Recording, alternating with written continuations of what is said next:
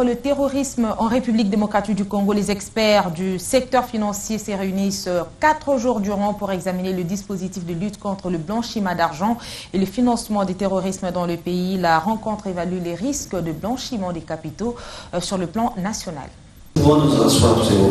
Face à la menace permanente de terrorisme, la République démocratique du Congo n'est pas du tout indifférente.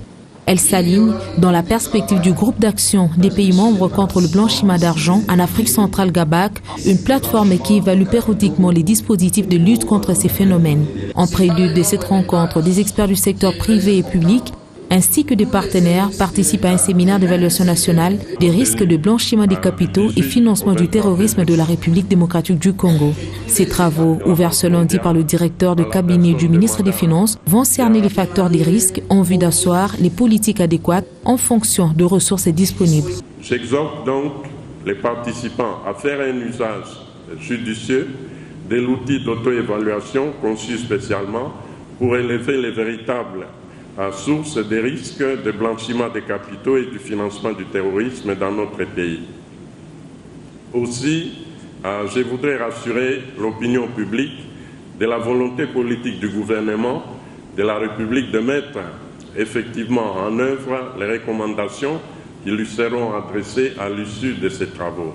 Un exercice qui répond aux attentes du GABAC en vue d'améliorer les stratégies de lutte contre le blanchiment d'argent et financement des capitaux. Il n'était pas concevable qu'un État qui a une cellule de renseignement financier ne puisse pas adhérer à une organisation régionale du type GAFI. Et donc la RDC a adhéré à ce groupe et par rapport à ce groupe, nous devons notamment être évalués. Il y a eu certes dans le passé une évaluation nationale des risques, mais qui n'avait pas été validée.